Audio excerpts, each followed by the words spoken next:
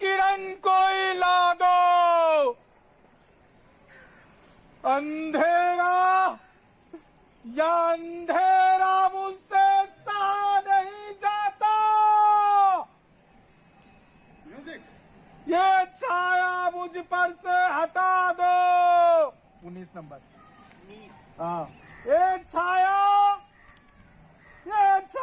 मुझ पर से हटा दो। हल्का इंटर। नमस्कार। क्या आपने कभी थिएटर जाकर देखा है? थिएटर मतलब नाटक जाकर आपने देखा है?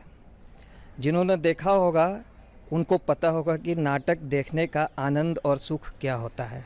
लेकिन अगर जिन्होंने नहीं देखा है तो उनको एक बार जाकर ज़रूर देखना चाहिए। आज हम आपको दिखाएंगे कि कैसे एक नाटक तैयार किया जाता है, कैसे उसका रिहर्सल होता है, कैसे स्क्रिप्ट पढ़ा जाता है और किन किन परिस्थितियों से होकर एक नाटक जो है स्टेज तक पहुंचता है और जिसको आप देखते हैं। तो आज टोटली बिहारी में आपको दिखाते हैं सबसे पहले कि थिएटर में जाने से पहले, मेरा मतलब है स्टेज पर जाने से पहले नाटक की तैयारी कैसे होती है। सब रेडी? ओके, तो शुरू करते हैं। तो लीजिए, प्रस्तुत है मोहन राकेश लिखित लहरों के राजहंस। कौन कह सकता है कि वस्तुतः भ्रांति किन्हें है, उन्हें या मुझे? वे कहते हैं मैं नहीं, तुम नहीं हो। सब किसी उंगली से आकाश में बनाए गए चित्र है जो बनते बनते मिटते चले जाते हैं, जिनका होना ना होने में कोई भिन्नता ही नहीं। परंतु मैं पूछता हूं कि जब होने ना होने में कोई भिन्नता ही नहीं है तो मेरे केस क्यों कटवा दिए, और कटवा ही दिए तो उससे अंतर भी क्या पड़ता है। मेरे हृदय में तुम्हारे लिए अब भी वही अनुराग है सुंदरी। मेरी आंखों में तुम्हारी रूप की अब भी वही छाया है। तुम्हारा विशेषक जो सूख गया उसका मुझे खेद है। मैं अभी गिला कर देता हूं।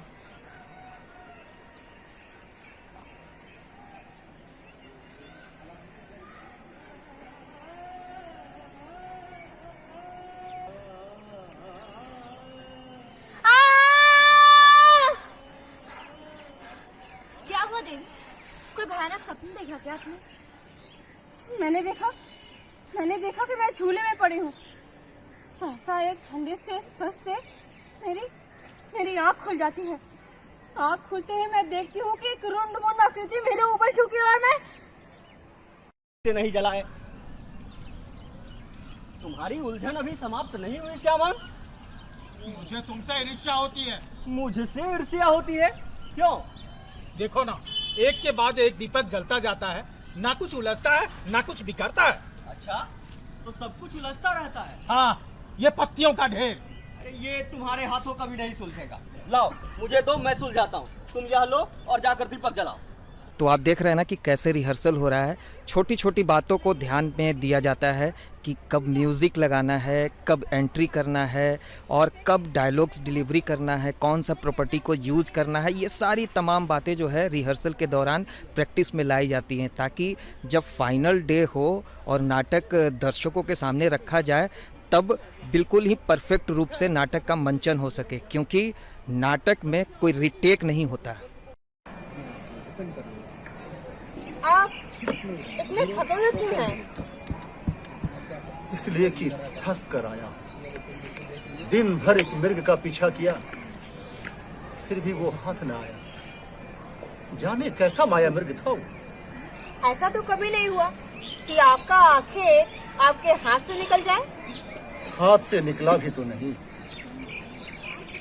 सच, थकान उतनी शरीर की नहीं जितनी मन की।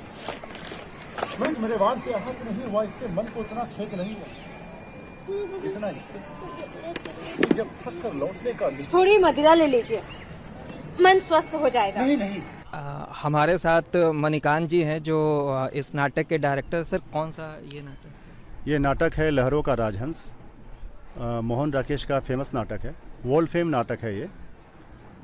दुनिया में बहुत सारे जगहों पे इसको खेला गया है और उसी की प्रस्तुति हमारी संस्था अभिनय आर्ट्स कर रही है। तो सर जैसे देखा जाता है कि मतलब जो नाटक होता है उसमें बहुत सारे लोग सोचते हैं कि बहुत सारे प्रॉब्लम्स होते हैं, कठिनाइयाँ होती हैं, कि बहुत मुश्किलों से जो है नाटक करना पड़ता है। तो आपको क्या लगता है, आप तो खुद कर रहे हैं? नाटक जिन्होंने भी कहा है कि कठिनाइयों से हुआ करती हैं, उन्होंने सही कहा है।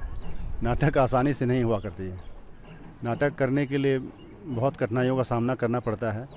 हर एक मोड़ पे कठिनाइयाँ ही कठिनाइयाँ आती है। पहले तो आप हर एक नाटक का स्क्रिप्ट आप चयन नहीं कर सकते, क्योंकि हर एक नाटक के अनुसार आर्टिस्ट नहीं मिलते हैं। और जब आपको नाटक आपके अनुसार करना है तो सबसे पहले आप दिमाग में लगाते हैं कि उसके अनुसार आर्टिस्ट कौन मिलेगी, कहाँ से मिलेगी, क्योंकि हर जो बड़े बड़े राइटरों ने जो पात्र लिख रखा है उसको करना आसान काम नहीं है। तो ये 2 साल से मैं इसको सोच रहा था, तब जाकर ये कहीं कहीं हो पा रहा है। आपके सामने जो आपने देखा ये थोड़ा बहुत। तो सबसे जो इम्पोर्टेंट पार्ट होता है किसी भी प्रोडक्शन का, वो होता है फाइनेंस। तो ये सारी चीज़ें कहाँ से व्यवस्था होती हैं, कैसे आप लोग करते हैं? सौभाग्य की बात है कि इस नाटक का जो प्रस्तुति होने जा रहा है ये प्रायोजित है संगीत नाटक अकादमी, संस्कृति मंत्रालय, भारत सरकार के द्वारा। हमारी संस्था भारत सरकार से संबंधित हो गई है, रेपर्टरी मिल गई है हमारी संस्था को, और फंड भी आता है हम लोगों को थोड़ा बहुत नाटक करने के लिए। उसी फंड के तहत हम लोग ये नाटक प्रस्तुत कर रहे हैं। तो जिनका रजिस्ट्रेशन गवर्नमेंट सेक्टर में नहीं है तो उनको कितना मुश्किल होता? पहले भी आपने किया होगा, जब आपका रजिस्ट्रेशन नहीं होगा तब कितनी मुश्किलें हो, कैसे हो पाता था? देखिए, आपको अगर सरकार से संबंध होना है तो पहले तो अपना ही पॉकेट गीला करना पड़ेगा। और इसके लिए मैं बाकायदा कहिए तो 18-20 साल से लगा हुआ था। तो पिछले 2-3 साल से हमको थोड़ा बहुत सरकार से सहायता मिल रही है। लेकिन यहाँ तक पहुँचने में कोई भी संस्थाओं को अपना जुगाड़ लगाना ही पड़ता है, अपना पैसा खर्च करना ही पड़ेगा, अपने पॉकेट से चंदा लेना पड़ेगा, किसी सहयोग लेना पड़ेगा, कोई ऐसे महानुभाव को पकड़ना पड़ेगा कि वो नाटक आपको करवा दे, वो स्पॉन्सर कर दे, ये करना ही पड़ता है। अच्छा, सबसे बड़ी जो बात है कि जब नाटक होता था, हम भी किया करते थे नाटक, कि आर्टिस्ट कुछ दिन तो जोश में आते थे लेकिन बीच में गायब हो जाते थे। तो आपको ऐसा? बिल्कुल, ये तो हर जगह मिलेगा आपको और हर समय मिलेगा। नाटक में क्या होता है ना कि जितने भी आर्टिस्ट आपको दिखते हैं, इसमें नाटक जैसे शुरुआत की हमने ये कहिए तो पिछले फरवरी से शुरू किया है मैंने। बीच में लॉकडाउन आ गया, 12 अप्रैल को होना था ये, लेकिन उसमें कई पात्र चेंज हो गए।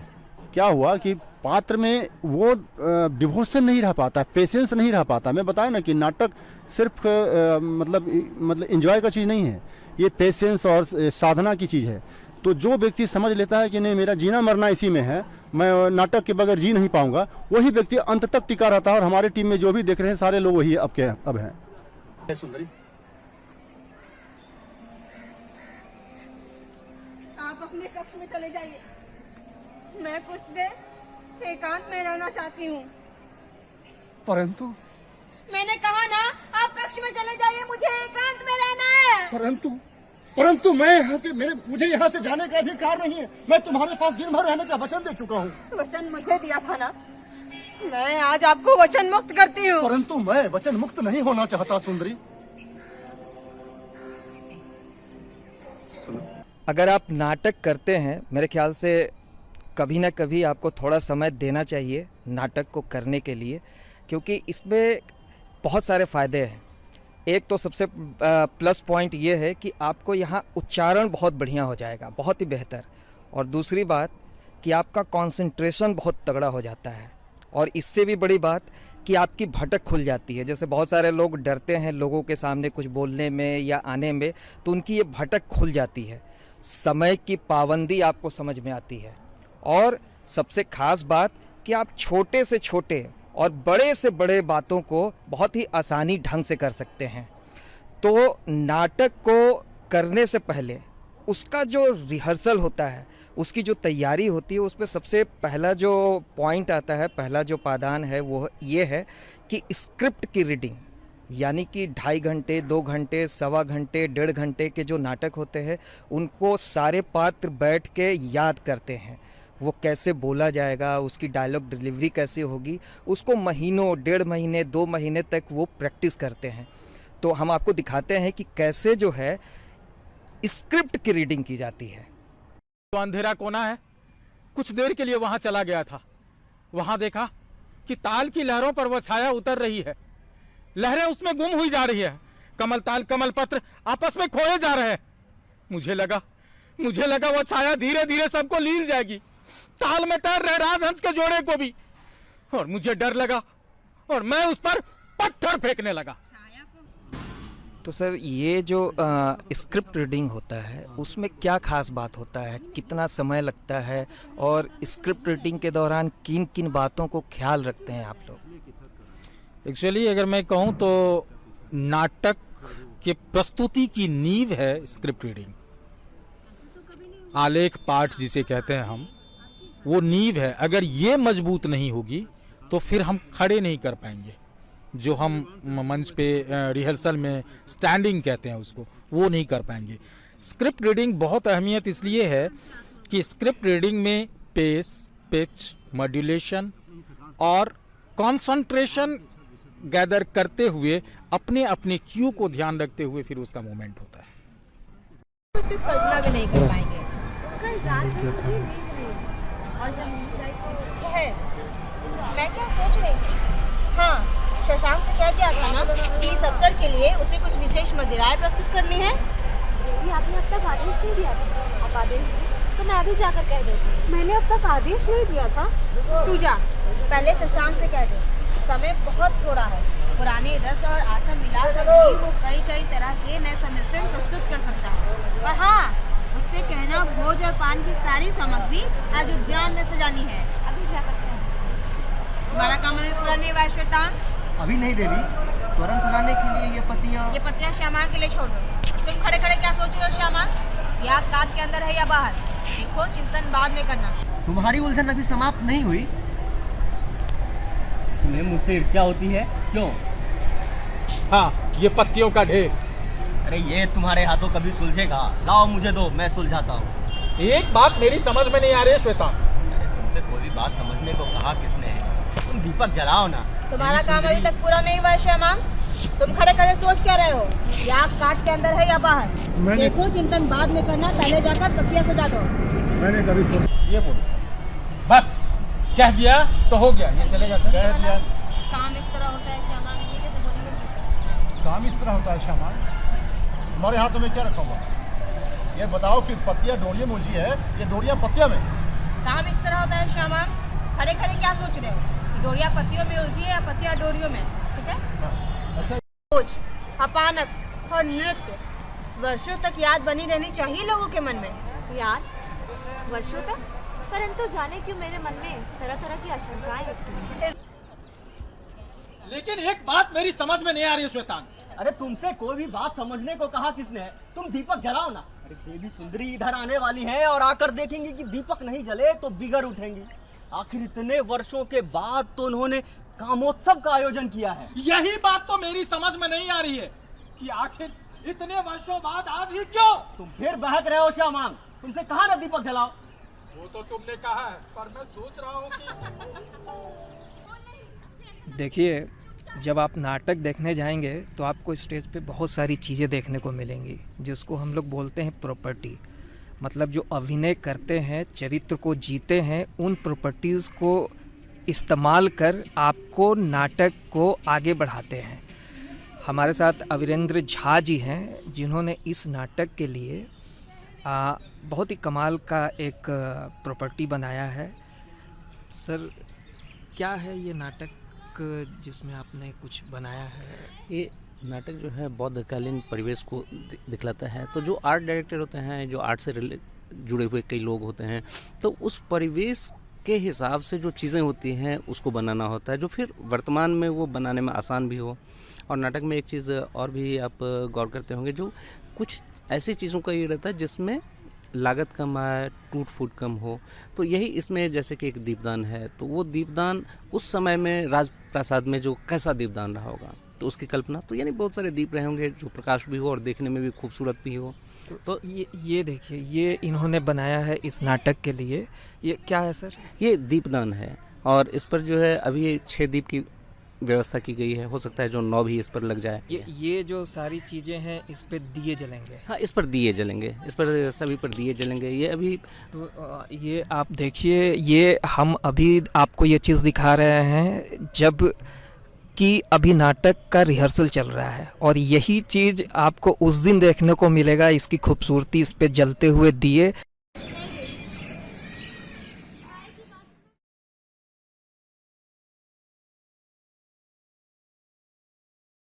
देखिए, हमारे साथ 2 यूथ हैं, एक तो अभिनय कर रहे हैं और एक मंच के परे, यानी जो मंच पे जो एक्टिंग करते हैं वो नहीं करके वो पीछे के काम करते हैं। अभी हम बताएंगे कि क्या क्या पीछे के काम होगा।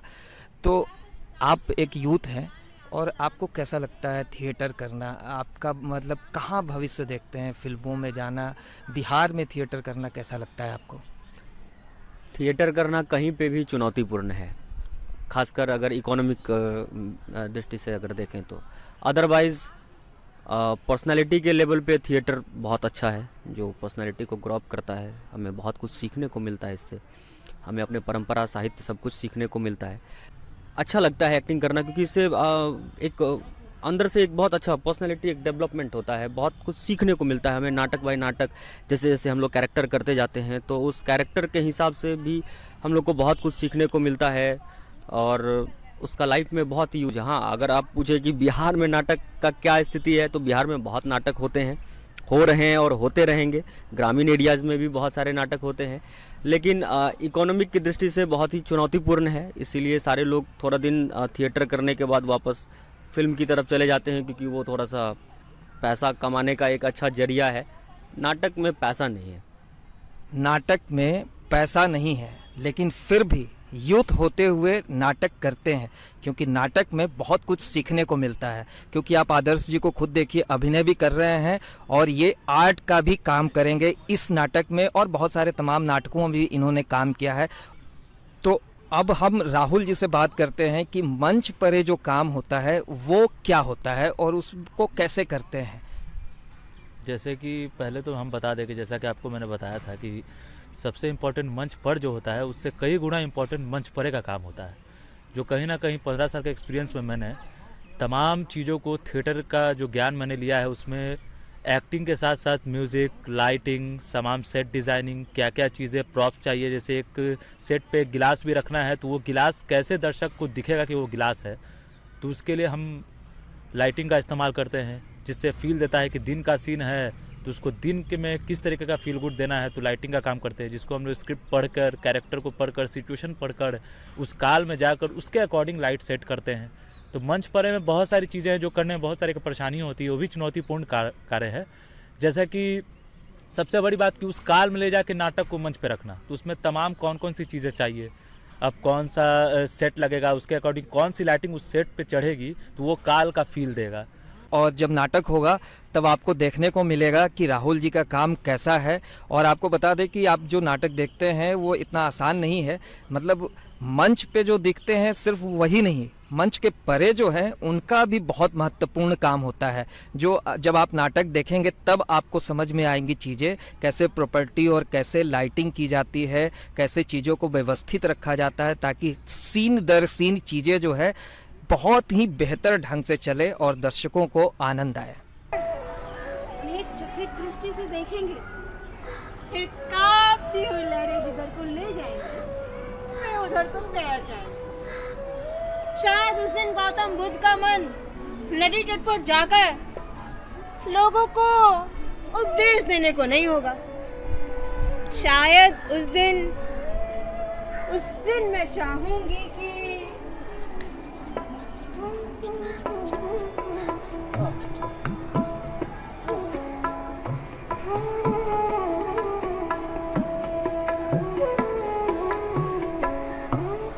अभी हमारे साथ लाडली जी हैं। लाडली जी, आप क्या इसमें रोल निभा रही हैं? सबसे पहले तो सभी लोगों को मेरा प्रणाम। मैं प्ले कर रही हूँ लहरों के राजहंस, उसमें मैं लीड कैरेक्टर कर रही हूँ सुंदरी का। ये पूरी स्टोरी भगवान बुद्ध को लेकर है। कैसे सब लोग उसके बारे में बातचीत करते हैं, कैसे भगवान बुद्ध भिक्षुण का वेश धारण करते हैं, तो उससे क्या सुंदरी पे असर पड़ता है और सुंदरी क्या असर डालती है नंद पे, अपने पति पे, वो उस चीज़ को लेके है। तो देखिए, एक तो होता है कि थिएटर में बोला जाता है कि बहुत ही मुश्किल काम है। आज के दौर में लोग फिल्मों की तरफ बढ़ रहे हैं, तो बीइंग ए गर्ल, लड़की होने के नाते, वो भी बिहार में तो खैर बहुत थिएटर होता है, तो कितना आपको लगता है कन्वीनियंट है, कितना मुश्किल है, कैसा आपको लगता है कि नाटक में आप अभिनय कर रही हैं? कब से कर रही हैं? मैं 7 सालों से कर रही हूँ और बहुत ही ज़्यादा मुश्किल होता है। मैं अपने ख़ानदान में अगर कह दूँ तो मैं हूँ जो इस फील्ड में हूँ और ऊपर से लड़की, तो बहुत ही परेशानियाँ आती हैं। लोग कहते हैं कि थिएटर में काम करना है तो क्योंकि मेल्स फीमेल साथ में काम करते हैं तो इससे भी ज़्यादा प्रॉब्लम होती हैं। बहुत सारी ऐसी चीज़ें भी सुनने को मिलती हैं कि अगर मैं इस फील्ड में काम करूँगी या फिर लड़कियाँ इस फील्ड में काम करेंगी तो उनके लिए शादी का रिश्ता नहीं आएगा। ये सारी चीज़ें भी हम लोग को सुननी पड़ती है, झेलनी पड़ती है। बहुत सारे लोग बहुत सारी बातें कहते हैं कि अच्छा कुछ समय का ये शौक़ है, कुछ दिन में शौक़ पूरा हो जाएगा, लेकिन मैं 7 सालों से लगी हुई हूँ इसमें और आगे भी लगी रहूँगी। तो मुझे काम करके ना, थिएटर करके बहुत ही ज़्यादा अच्छा लगता है। तो अभी जो बिहार में थिएटर का हाल है, आपके हिसाब से कैसा है? लोग थिएटर तक पहुंचते हैं? जब आप रिहर्सल करती हैं तो क्या मौज मस्ती होता है? क्या बहुत सारी चीज़ें होती हैं रिहर्सल में। हम लोग डायलॉग डिलीवरी करते रहते हैं, अचानक से भूल जाते हैं और हंसी आ जाती है, फिर कुछ और बोल देते हैं तो हंसी आ जाती है। रही बात थिएटर की, तो हाँ, ऑडियंस थिएटर प्रेमी बहुत हैं, ये तो है। जब हम लोग नाटक करते हैं, जब ऑडियंस आती है, कभी कभी ऐसा भी होता है कि ऑडियंस ना के बराबर भी आती है और कभी कभी ऐसा भी होता है कि ऑडियंस पूरी तरह फुल होती है हमारे प्रेक्षागृह में। तो देखकर बहुत स्ट्रॉन्ग फील होता है, ऐसा एक पॉजिटिव एनर्जी मिलती है कि अच्छा इतने सारे ऑडियंस, तो बहुत अच्छा लगता है लाइव परफॉर्म करने का। तो अभी लाडली जी को आप बिना मेकअप का आप देख रहे हैं। हम लोग उस दिन पहुंचेंगे इनके पास जब ये मेकअप में होंगी और आपको ये भी दिखाएंगे कि जो इन्होंने अभी प्रैक्टिस में किया है वो थिएटर में, नाटक में जब ये थिएटर पे होंगी तब कैसा लगेगा। बहुत बहुत शुभकामनाएं हैं और बेस्ट ऑफ लक। बहुत बढ़िया नाटक हो। आप रिहर्सल में देख रहे होंगे एक बहुत ही छोटी सी बच्ची है। अभी हम इनसे बात करते हैं। क्या बेटा, क्या नाम है? मेरा नाम है मान्या राजलक्ष्मी। मान्या राजलक्ष्मी, इतनी छोटी उम्र में थिएटर करने का आपको कैसे मन हुआ? एक्चुअली मेरे पापा थिएटर करते हैं तो उनसे मुझे बहुत इंस्पिरेशन मिला। जैसे वो करते, मुझे अच्छा लगता था, मैं बचपन से एक्टिंग कर रही हूँ तो थिएटर अच्छा लगता है करना। तो आप जब अभी प्रैक्टिस कर रही थी तो कैसा लग रहा था प्रैक्टिस में, और फिर जब आप मेन दिन जब आप नाटक करेंगे, जब दर्शक होंगे, तो आप ये कैसा लगता है? पहले भी आपने किया है, अनुभव क्या है आपका? अनुभव की बात करें तो देखिए, जो स्टेज पे अभी हम लोग रिहर्सल करते हैं उससे मतलब बहुत सारे कुछ सीखने को मिलता है या कुछ छूट रहा है, तो वो मिस्टेक हम लोग स्टेज पे नहीं करते, तो इसीलिए रिहर्सल हमारा ज़्यादा होता है। और जो मैं पहले की हूँ तो उसमें भी रिहर्सल अच्छे से किया है कि स्टेज का परफॉर्मेंस बहुत अच्छा लगे, आप लोगों को पसंद आए। तो इतनी छोटी उम्र है तो घर में पिटाई होती है? लोग बोलते हैं, पापा बोलते हैं कि भाई पढ़ाई नहीं छोड़ के तुम थिएटर कर रही हो, ऐसा कुछ होता है आपके साथ? नहीं, मेरे पापा कहते हैं पढ़ो भी अच्छे से और थिएटर भी करो, इक्वल। मतलब हाँ, कभी कभी नहीं पढ़ पाते हैं, जैसे कुछ ज़्यादा रहता है रिहर्सल तो ठीक है, लेकिन कभी कभी जानबूझकर तो थोड़ा डांट वाट पड़ जाता है इसीलिए। लेकिन ऐसा कुछ रिस्ट्रिक्शन नहीं है घर पे, दोनों कीजिए, अच्छे से कीजिए। मतलब थिएटर में नाटक करना आपको अच्छा है? फिल्में पसंद है कि नाटक? एक तरह से देखा जाए कि एक प्रोसेस है। थिएटर अगर आप कर रहे हो तभी फिल्म में जा सकते हो। अगर आप देखते हो ना कैसे वो लोग तुरंत पकड़ लेते हैं, जैसे कि मैंने अभी सीरियल किया था, ठीक है, छठी घाटे गंगा, इस छठ में, तो वहाँ पे हुआ था हमारे साथ, एंड वो मेरा फर्स्ट सीरियल था। वो आप देख सकते हैं, ZEE5 पे है वो। तो उसमें हम लोग को स्क्रिप्ट दिया गया और तुरंत बताया गया कि ये मूड है। तो ये सब प्रैक्टिस से होता है। जैसे थिएटर में हम लोग को प्रैक्टिस किया कि आपको वो मूड पकड़ना है, तो वहाँ पे वो काम देता है। तो एक तरह से ये मतलब सिखाया जाता है थिएटर में। हमारे साथ बैजू झा जी हैं जो इस नाटक में म्यूज़िक दे रहे हैं, और इनसे जानते हैं कि नाटक में म्यूज़िक देना कितना चैलेंजिंग जॉब है। वैजू जी, क्या करना पड़ता है नाटक में म्यूज़िक के लिए, किन किन बातों को ध्यान में रखना पड़ता है? सबसे पहले तो म्यूजिक मैं कहीं सीखा नहीं हूँ। सिनेमा इस समय देखते हैं कि म्यूजिक रहता है बैकग्राउंड में, और नाटक पटना में बहुत दिनों से देखते हैं, 5-6 साल से, जब से सक्रिय हैं नाटक लगातार देखते हैं। तो उसमें ऑब्जर्व करके कि म्यूजिक किस सिचुएशन के हिसाब से कौन सा म्यूजिक लगना चाहिए, और हमको लगता है कि ये लगना चाहिए, तो वही म्यूजिक अरेंज तो नहीं, मतलब कलेक्शन करते हैं यूट्यूब वगैरह से, वेबसाइट सबसे। अब किसी सिनेमा में देखे कि कोई चंक है, कोई म्यूजिक है, तो यहाँ से मतलब उसको कट कर लिए, तो ऐसे ही करके उसको इकट्ठा करते हैं, फिर उसको सिचुएशन के हिसाब से मतलब बैकग्राउंड में प्ले करते हैं। तो पहले जो है म्यूजिशियन जो है सारे स्टेज पर बैठा करते थे, अब ये आपने ट्रैक बना लिया है, तो मतलब सीन बाय सीन स्क्रिप्ट के हिसाब से ट्रैक को बिठाते होंगे। हाँ, पहले लाइव चलता था म्यूजिक, लाइव इंस्ट्रूमेंट, लेकिन अब तो सब टेक्निकल हो गया, तो ट्रैक पहले से रख लेते हैं, और उसको कहानियों को पढ़ना पड़ता है बार बार, और फिर सीन के हिसाब से म्यूजिक वहाँ पर रखते हैं, रिहर्सल करते हैं बार बार, रूम पर भी कई बार प्रैक्टिस करते हैं।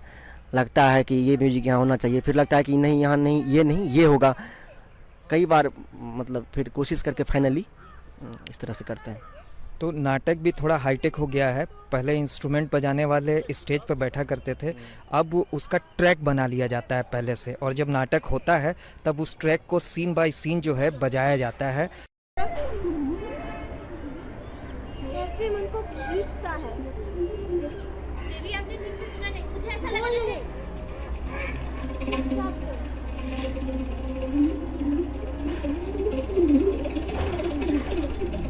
चल में घूमो, चल में घूमो, खुल जाओ।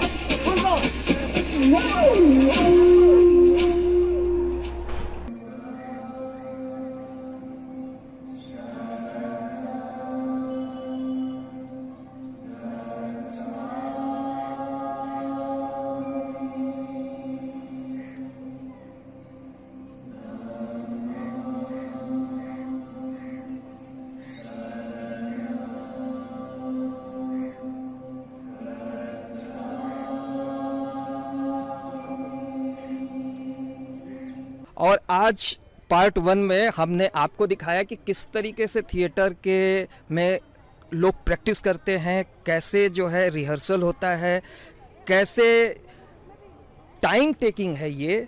हम लोग दोपहर में आए थे और अभी शाम हो गई है और अभी तक प्रैक्टिस चल रहा था, तो हम आपको ज़रूर कहेंगे कि आप एक बार नाटक देखने ज़रूर जाएं, क्योंकि नाटक देखने के बाद आपको जो अनुभव होगा वो बेमिसाल होगा। और बिहार में नाटक देखना तो एक अपनी ही अनुभूति है। देखते रहिए टोटली बिहारी, क्योंकि पार्ट 2 में अभी नाटक का असली रूप दिखाई देगा।